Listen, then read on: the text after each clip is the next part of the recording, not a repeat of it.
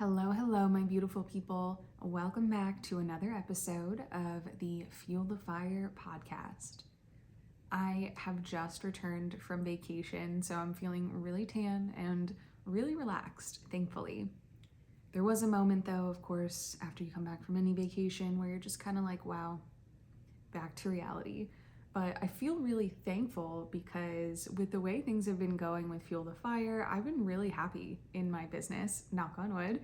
Um, and this kind of, meshes really well with today's topic around kind of like losing your ambitious edge when going through the healing process. This sounds scary, but do not be alarmed, especially if you're listening to this and have fear of the same thing happening, because I was once in that exact same space. And I'm here on the other side to kind of tell you what that journey looks like and how it really works to overcome it. So I recently read a post on Instagram by an influencer, we'll say, of course, that kind of had this journey and talked a little bit about it. And this is something that I went through, and I always look back at the time that I went through it, wishing I had someone to talk to about it. I felt like no one else was really understanding what I was trying to say. I think I went through this really challenging, big moment in my life, and looking around, again, it's kind of like I hit a peak really fast in comparison to other people. And sometimes that feels uncomfortable to say because I don't want it to seem like I'm tooting my own horn in this, but it's just a reality that, other people may or may not experience. But going on the other side of it, so to get into detail about this, I'll just give you the whole scoop, right? And I've talked about this before. Every time I talk about this, I feel like there's a new layer that comes out in the story, in the sense where I gain a new perspective on a situation that happened. Looking back at things, you get a little bit more clarity, right? People always say hindsight is 20/20. There are still things that I'm learning and pulling from that experience in my life that are helping me become stronger, become better, and regain my confidence. So when I started my business, I was so ambitious. I would do anything that it took to experience success, especially when it came to how well I could help people and how fast I could grow my business from a financial and also just like a concrete standpoint, where I actually wanted to expand the business, have multiple locations, have different facets to the business. So when I started, I had this really big, ambitious vision, and that vision came to life, right? So my physical business at the time, when I first started my business, I was just doing nutrition counseling one-on-one. That's all there was. It was me in a little office. I paid $500 a month to rent this office. I didn't have a waiting room. People would like walk in on each other's sessions. It was a bit of a mess, but it was a starting point, and I was really excited that I was embarking on this journey. I had always known that I wanted to have my own business, specifically a private practice. Initially, when I throw it back to like high school or middle school, at the time I really wanted to be a doctor. So I thought my private practice was going to be in medicine, but I pivoted because I really love the preventative end of health. How do you take care of yourself in a way where you don't need to go to the doctors and do that at a higher frequency? Of course, you should still do your annual checkups, but you know what I mean. When I started my private practice, I honestly was kind of scared. I spent a year working for, I would loosely say working for, because realistically, I had to hustle to get my own clients.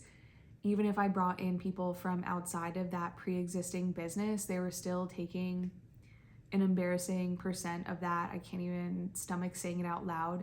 I'll tell you guys, of course, you're my listeners. So people were paying like $120 an hour to work with me, and I was making $12.50 of that was coming to me.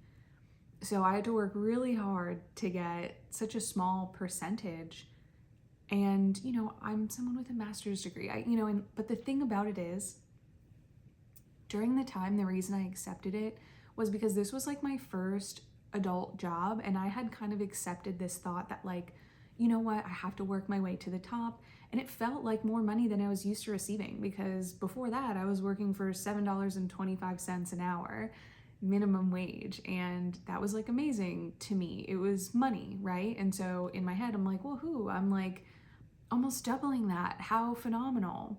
And I worked tirelessly. I'm not exaggerating. I would wake up and run, I think it was like a 4 or 4:30 a.m. fitness class. I would run all the morning classes, see, and I went to actually a second job. I think the structure of this, I taught morning classes, went to a second job at Gold's Gym. I was selling memberships there. And then in the evening, I would return and see nutrition clients at this place. And so I was going balls to the wall, okay? And I usually would do my own workouts at like 8 p.m. or whenever I could squeeze them in. So I was just like a little workhorse, okay? I loved my identity as an ambitious chickadee, okay? This made me feel so good. I was like, no one's badder than me. No one works harder than me. Hustle, hustle, hustle. And I loved that mentality. I literally, oh my gosh, like I remember, if anyone else is a Flag Nor Fail fan or followed Danielle Bailey, who was a competitive bodybuilder for many years. I don't know what she's up to now. I don't follow her anymore, but she had like a hustle harder, like hoodie, clothing, shorts, all the things, like clothing line. And oh my gosh, I like cringe at that version of myself, because I had like hoodies that would say things like hustle harder, and like, oh my God. I, first of all, like a screen printed t-shirt, I don't even really do those types of things anymore. The very occasional one word tasteful thing, throw on shirt or hat, something like that is fine. But anyway, I digress. That was my vibe, okay? Like, I was kind of grunge. I would wear backwards baseball caps. I always felt like so hardcore in a sense. And that was just the same mentality I had in my work, you know, from how hard I would push at the gym, being a competitive athlete. I think at that time I was a power lifter. And I was competing in powerlifting meets, and I had broken state records, and I was so proud of myself, right? And like I was humble to the people around me, but internally, of course, you have to be like a little crazy, a little delusional, if that would be the right set of words, to push yourself to those extremes.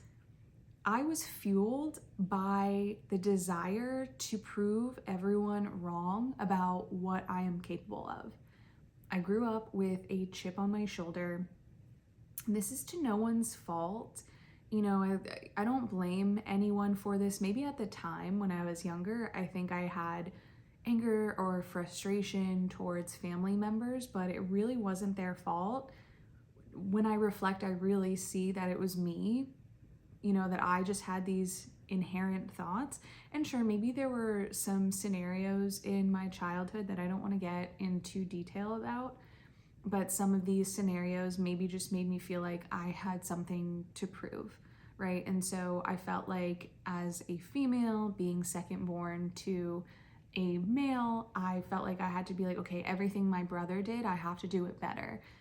And I wanted to be really good at everything, and I was raised with the mindset of like, if you're not the best, don't even bother doing it. So I always pushed myself to be really good at anything that I did. I had a hard time not being good at things. I would do things relentlessly until I could do them well. That was just my personality at the time, right? And now looking back at the point that I'm at, I really do see that that was just like, that ambition was really fueled by sadness and almost fear, I would say.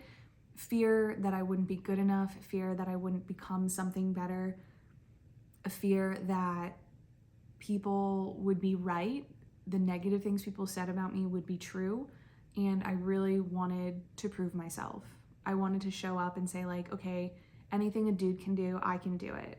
Because there was kind of this like cultural thing around, you know, guys can do more, they carry the family name, there's more of a legacy, you know, they're the ones that are going to make the money. Not that my parents ever said it, but there were undertones that I experienced and saw and witnessed in other people in my culture. And so I just wanted to be proof that it could be different. all right, and that I could make a name for my family, I could be successful, I could be this millionaire, and I had to accomplish it. Okay, so at this point, going back, I've taken a complete tangent, of course, so typical of me. So going back to when I first started my business, my dad kind of pushed me to do it. You know, I got my, I think, what is it called? Like a W-2 form. This really shows you, like, that was the last time I really, yeah, I like looking back at that. My W-2 was something like $12,000 from this place, right? And I had pretty much like, I was full-time there. I was working 2 full-time jobs, okay, mind you. And so working full-time hours there, and I made $12,000. That's crazy. When I saw that number and then I thought about like the idea of what I wanted to make a year, at that time my goal is to make 6 figures a year, and that really just made me realize how far off the mark I was and how much I was taken advantage of. They had hired someone new around the time that I got my W-2. I heard what they were getting paid, and it was double, more than double what I was getting paid. And it was a male. So I really just, I like almost lost my mind. I think in that moment I was like, oh my gosh, am I like being discriminated against? Like I didn't know what was going on. Like I just couldn't believe it. Like I'm bringing in this kind of money for the business and I'm getting so little back. And I did so much to help that business start up. I did a lot of volunteer work for that business. I was not getting paid to do some of the things that I was doing, many of the things actually that I was doing for that business. And for someone to just show up and then get preferential treatment for whatever reason, God knows, I was like, this is my time. I need to leave. And so my dad kind of made that push. He found an office and told me, hey, like, meet me at this office. This is a good place for you.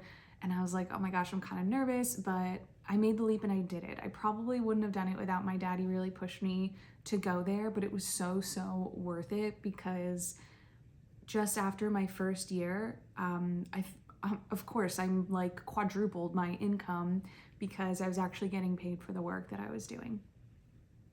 And so that again was just a lot of proof. That was exciting. That big turnaround, that big year, that felt amazing. And it really showed me like all of this ambition that I have in my head and this desire, this drive that I had all of my life to be super successful from a financial business standpoint. I was like, okay, here's concrete proof that it is happening. So from that point forward, again, I did everything that I possibly could. I worked long hours. I fit as many people into my schedule as I possibly could. I would say yes to any request for an appointment. I was all in, okay? I grew the business. It pretty much every year from then, it doubled. And then it got to a point where it wasn't exactly doubling, but I was growing at quite a rapid rate. So in a matter of 5 years, I had gotten to a place that, I mean, I'd like to say I couldn't believe it, but I knew, like some crazy part of me knew that I was gonna get there because I gave it no other option. Failure was not an option. That's really how I got there the first round. And I was just so filled with rage. You would never know it if you met me in a professional setting. Like you would probably think, most of my clients would say, and I can even think back to some clients that would say it, that met me in my office versus at the gym. If you saw me in a professional setting, most people would say, wow, you're so calm, cool, and collected. And, you know, I feel safe being emotional around you. And that's the type of feedback that I would get. If you would see me in the gym, I have like Converse on, dark makeup, tattoos, and all this stuff I would hide, okay? I hid my tattoos and that flair in a professional setting. I dressed professionally and I always covered my tattoos.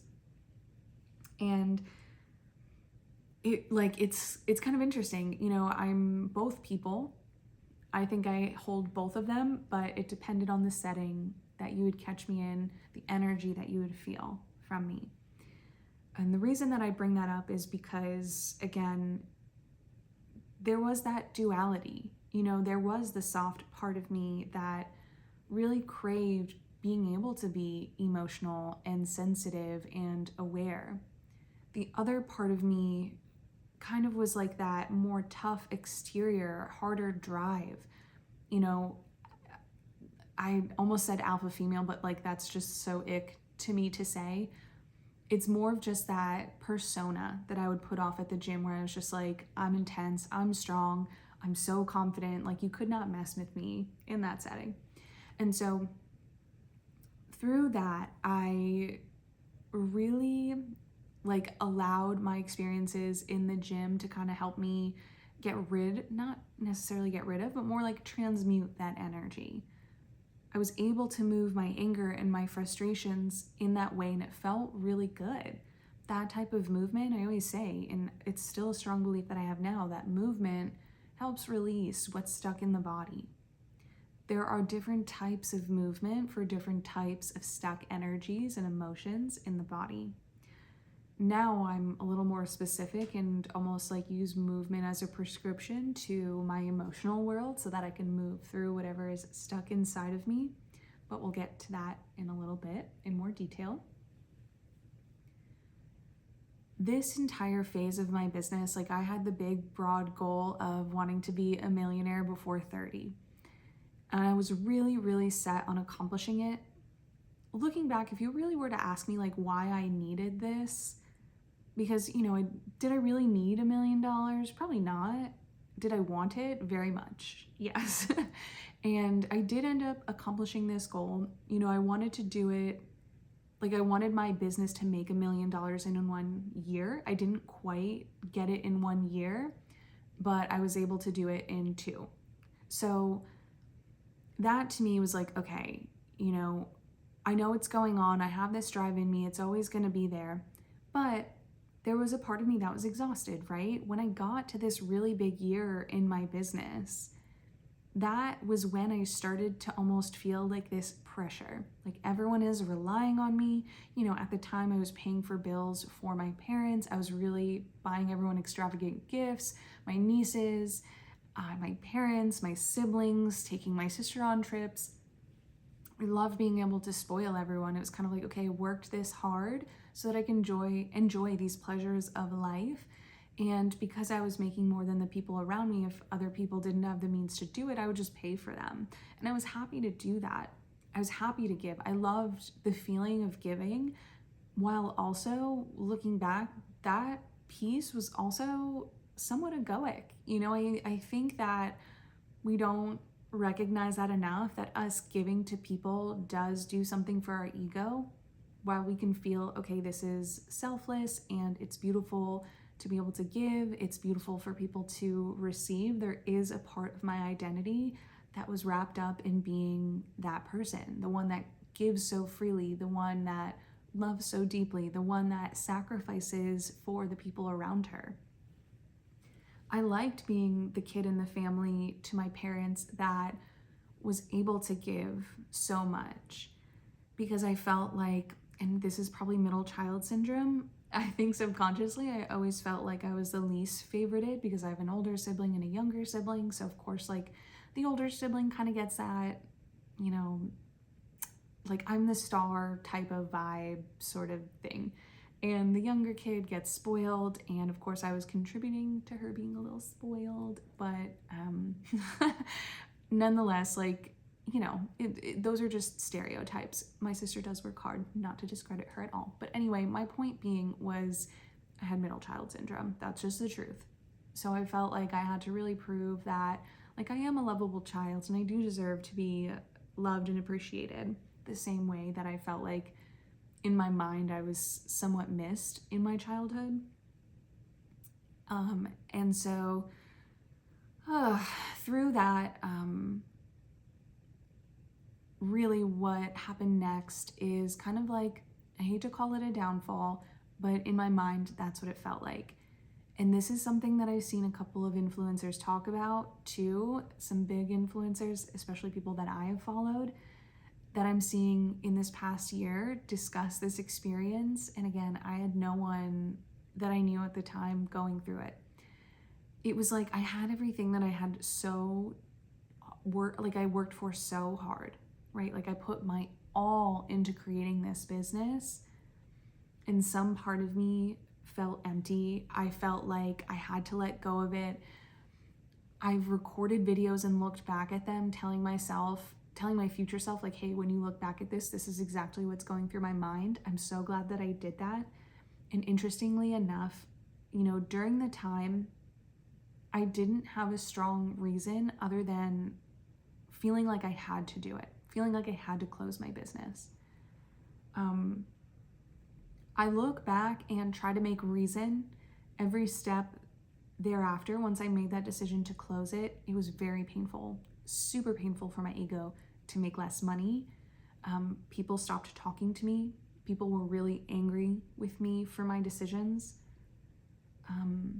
I hurt people, and it sucks. Of course, I'm not the victim in it. Like when you hurt someone, it's still hard to sit with if you're empathetic. Like I made this choice knowing that I had to cause pain and that it was going to cause me a lot of pain. But I didn't fully understand to the degree of which it would hurt before doing it. I think if I knew how much it would hurt, I would have had probably more fear around making that decision. Either way, I just feel like it was the power of God or something going on in me. I just had to do it. Through that were my biggest life lessons, I must say. The depth of my relationships was the biggest thing that shifted. And I mean that with my family, with my friendships, and my romantic life. Those three things could have never flourished the way that they did if it weren't through me closing my business. There were a lot of lessons, and with this, the overarching thing that was going on was my business was built off of my fuel from anger, suppression. Literally, the name of my business was Fuel the Fire, because that's how I felt. Like anything in life that is thrown at you, any curveball, you use that to fuel your fire. You use that to drive yourself.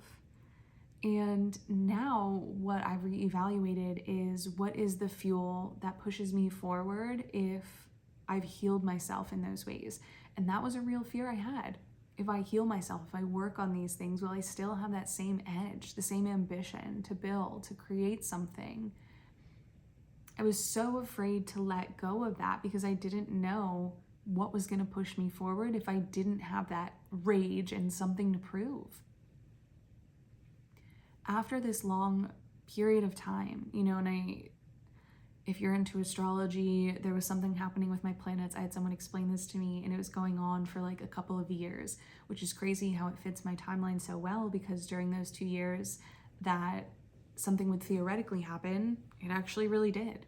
And it was hard. I went through so many ego deaths, letting go of so many parts of myself, and essentially like detangling, like losing that enmeshment I had with my business. My business gave me so much worth. Like I was like, okay, even if my love life sucks, even if my family relationships are strained, even if my friendships are strained, I have my business, I have my success, I have my money. And I just realized that was never going to fill me. That was never going to make my life feel like it was fully worth it. I mean, I loved the work that I was doing, and I think many people had positive experiences coming to Fuel the Fire and being a part of the Fire Fam, as I like to call it. But there was something within me that needed to shift. And I'm in the phase of rebuilding now. So after those 2 years, it was crazy. It was messy. I struggled. I didn't know who I was. I didn't understand my identity. I didn't know what I wanted out of life. I didn't know how to make money. It felt like I was just an absolute mess, and I couldn't decide which way was up. I couldn't figure it out. After that period of time, and I'm not saying that you have to go through it, I think you can go through it much more gracefully than I did. But I will also say sometimes you have to have some of these pains and struggles and challenges to really show you what you're meant for, what you're capable of, and how good life can actually be on the other side of it. Life isn't all rainbows and butterflies, and it was my resistance of going through it that made it even harder on me. if I just accepted it, if I just let it happen, it probably would have went more smoothly. But again, my ego, I really struggled with letting go of the idea that, like, what am I worth if I'm not producing? I couldn't give people the gifts that I was giving them. I could barely take care of myself. I was burning through my savings. I was trying to figure out how to make things work and continue to like keep my house or, have my car and all of these things that were supposed to feel so easy, that did feel so easy that I didn't have to think about, just like going to the grocery store. All of a sudden, there was so much pressure on every one of those things of like, how am I going to figure this out? How am I going to pay all my bills? How am I going to feed myself? And it was in that time that I really learned how to be a receiver. Like that was something that I struggled with. I could give, and I always saw myself as almost like a martyr. I needed to learn how to allow other people to help me. I didn't know how to do that. And that was my big shift from like driving in my masculine energy to being able to be soft in my feminine energy. Like no guy, especially like in the dating world, it's like I was the one that was like, I'm the one that makes the money. I take care of everything. I'm on top of it. I'm responsible. And I attracted partners that weren't really like super open to giving in the way that I was. And so naturally though, like, of course it had to be that way because you kind of attract the opposite of what you are. So how was I ever going to be a match for someone that wanted to give? Even with my family, they helped me out a bit during that period. And I had always had it in my head, like, it's my job to take care of my family. And then it was the reverse. Like my parents helped me and took care of me during those really tough times. And that was a degree of closeness that I didn't have with my parents. Our relationships were really different. My relationship with my mom was like a little turbulent. We didn't see eye to eye, and I would always be like, oh my gosh, we're nothing alike. She would also say that about me, like we had nothing in common. And oftentimes when we would get together, we would have some kind of disagreement and I would leave, and it just like wasn't healthy. And I love my mom so dearly. It's crazy the way our relationship shifted. And I'm always hesitant to talk about this because, where I'm at now with my mom, it's like night and day. We have such a healthy, loving relationship. I think the depth of our love got so much deeper. She cares for me in a way that I didn't recognize before, I couldn't accept before. And that's really beautiful. Oh my gosh, I could tear up talking about it. But yeah, even with my parents, like I didn't feel like I could be fully honest about the weak parts of me. I felt like anything that wasn't ambitious and successful and pushing through and ignoring feelings and ignoring pain, I thought that meant that you were weak in life, and that wasn't good, and I didn't want to share any of my struggles. Now, on my podcast with my family, with my friends, I talk about those things. I never did before. Some of my friends would say, like, if, I had been like my best friend, she would say, like, I had never seen you cry up until that point. And we had been friends, best friends since 6th grade, which is crazy to think that like I never once shared those emotions with her out of fear, or just out of wanting to be the one that always has it together. And that got to be so heavy, so heavy.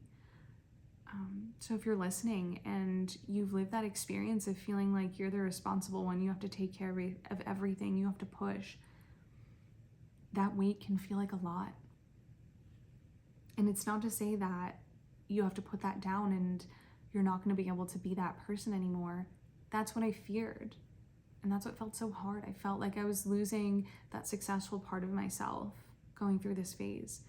Not making the money, not feeling valuable, not feeling like I was contributing to the world in any way. It hurt. It was hard. I had to re-find myself, relearn myself. I started asking myself like what I actually wanted, not just from an ego standpoint, but from an internal standpoint, from an emotional standpoint, from a fulfillment standpoint. I was right in many ways. Like I still love my business and I want to recreate it in a completely new light. And that's what this version has been. I'm no longer fueled by those things that pushed me before, but I still have the edge. But it comes from this place of actually being in a state of joy, in a state of pleasure as I achieve my goals. And I will say it's happening slower, right? Like through that ambition and the grind, sure, it happened faster, but I wasn't enjoying the ride as much. You know, like I enjoyed myself in my business. Outside of my business, I didn't have that same joy. And now I'm like, I want to hold joy in both. And I feel so lucky now because of this huge shift. Now I'm with a partner that I'm going to marry that I absolutely love. My friendships are so much closer. My relationships with my parents, like I said, totally different. And that's what I have to remind myself. I didn't have those things before. Before I really healed those parts of me, I couldn't accept love.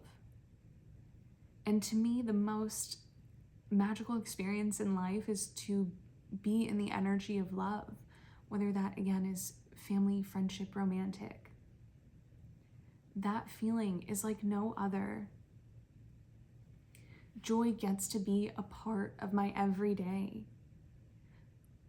I get to be the person that I want to be. I get to show up in all of my parts. Messy, put together, it doesn't matter. They're both me, and I get to hold all of that duality. That becomes your new fuel.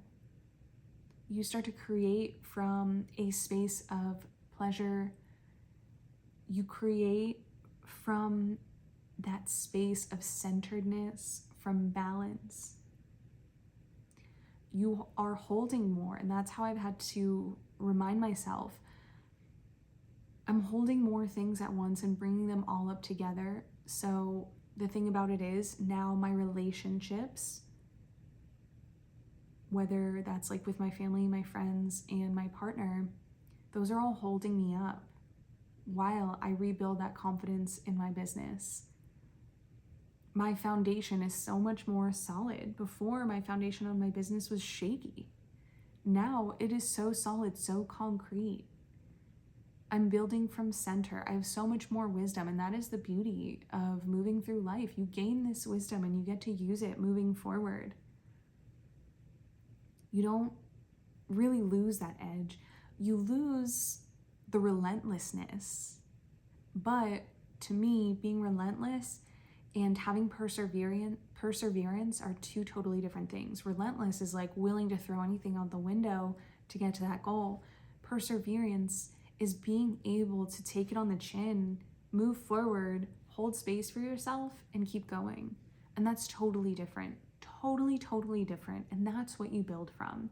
So if you're going through that crumble, if you're afraid to let go, if you're afraid that your success will never come, if you let go or heal, just know that that's not true. You know, and the same goes for that experience, even with my relationship with food. You know, I was so meticulous, so balls to the wall, meal prepping, meticulous, weighing, measuring, like all of that. I was afraid when I stopped that my body would change and I wouldn't love my body anymore. But the opposite happened. I stopped pushing. And, you know, for a little bit, it was messy. I won't lie. Again, not for 2 years though. But you know, when I let go of all these food rules, like, yeah, I started going out to eat. I started eating more carbs. I started doing like desserts on random days and that stuff that I just didn't let myself do before. But eventually it balances out. It evens out. And when you get rid of those rules, you naturally come into a place of just self-regulation. You start paying more attention to what your body really wants. And now I trust my body to tell me what I want. The same way before, it's like I outsourced that knowledge. I focused on external things, external rules, society, and then I shifted to a place of I'm going to be driven from within. I have God at my center, and that is what leads me through this. I trust my intuition. You know, these are the things that now help me move forward. I trust that everything that I'm doing is for a bigger picture, and that I have permission to enjoy myself along the way, and I can still love my life. I can still love my body. I can still make lots of money. I can still serve so many people. I can give back to the community. I can donate the way that I loved you know, Fuel the Fire gets to be everything that I want it to be, but it gets to come from a very grounded, centered place rather than being fueled by a wound. And I trust that the growth in this, you know, again, I'm happy with where I'm at. I know that there's more.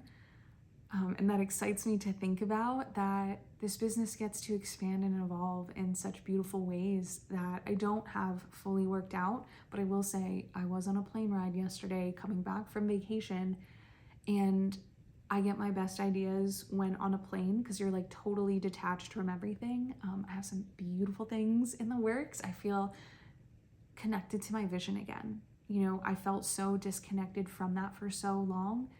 And I feel like it's coming back in. I'm praying on it day after day and trusting that God will keep showing me the next steps and what I need to do.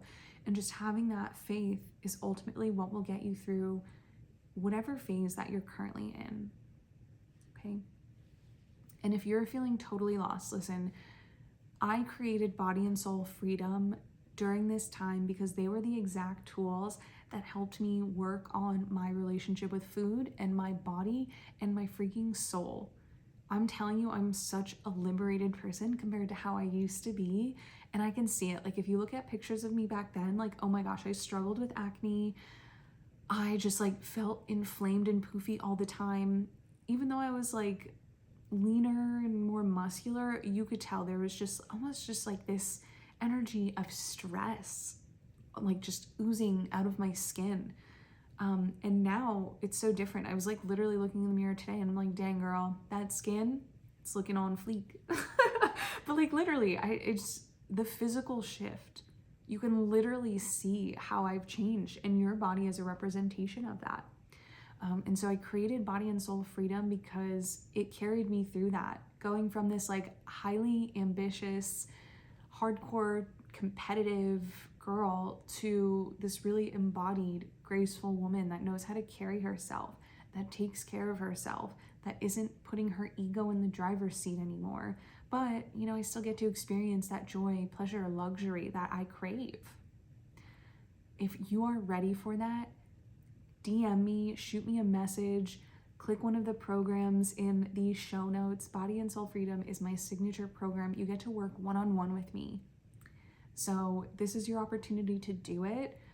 I've been desiring moving it into a group program. If you become a part of it, you will still get to connect with others when that element of it expands. But right now, you get to be one-on-one with me. So jump on the opportunity while you can. And if you're not certain, of course, you are always more than welcome to jump on a free call. We can do that. Or you can start with the Food Freedom Reset that is linked in the show notes. That is the first step. I would say it's a really good first step. You get a lot in the Food Freedom Reset. I just added more to it, and it's literally only $27. So don't sleep on it because it's a really good deal.